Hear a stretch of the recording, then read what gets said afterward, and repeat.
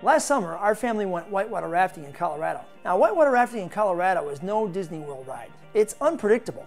It happens on a real river with real rapids where real people can drown. But our guide, he had been down the river a lot. He was confident about his ability to take us down the river. I would say overly confident, complacent in a way. This proved to be a really bad thing for us later in the day because as we went down the rapids, our boat flipped and we ended up going down the rapids without a boat. Nobody was hurt that day, but we got out of the river very cold and very wet and very shaken. Complacency doesn't just happen in extreme sports. It happens in everyday life too. I've heard people who live near the mountains in Colorado talk about how they forget they're even there. They're so used to being around these amazing mountains that they don't even notice them anymore. What? If I was around a mountain like that, I would be struck with awe. I'd be like, whoa. Because I live in the flatlands of the Midwest. But I wonder if the same thing would happen to me if I was around the mountains all the time. Would I be awestruck or apathetic? Would I learn to take those mountains for granted? The same thing happens with people too. When we're around people all the time, we become familiar with them. We think we know everything about them. So we begin to treat them with less respect or at least less interest. If this is true about things, places, and people, is it also true about God? Is God so much our buddy, our friend, our companion, that we're no longer struck with awe in His presence? The Bible tells us to fear the Lord. Psalms says that the fear of the Lord is the beginning of wisdom. Proverbs tells us that the fear of the Lord will make our life longer. And Isaiah says that the fear of the Lord is the key to the treasure of God's salvation. But what exactly is the fear of the Lord? Well, I'd say it's a loving reverence for God that includes submission to His lordship and obedience to His commands.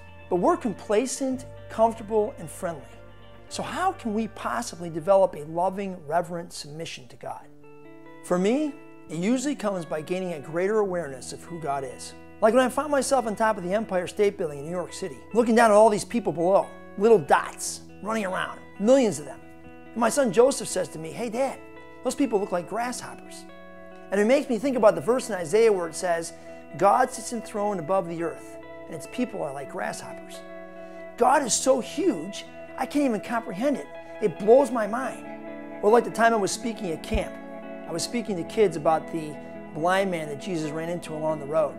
Jesus put mud in his eyes and told him to take the quarter-mile journey to the pool of Siloam and wash off and he would be healed. So I suggested that kids who might need healing or feel like they need something from Jesus would come forward. And we took mud and put it on their faces. And I told them to take the quarter-mile journey to the lake at the camp and wash off there. And Jesus would meet them and heal them. So kids did by the hundreds. They were in the lake. And that night, kids were healed. Lives were changed. It was amazing. We had come face to face with this unfathomably huge God. He was right in front of us. Experiences like this always have the same effect on me. They always put me in the same posture. They drive me to my knees. When's the last time you trembled before the Lord? When's the last time you were so struck with awe by the Lord that the only appropriate response was to fall to your knees? That's the fear of the Lord.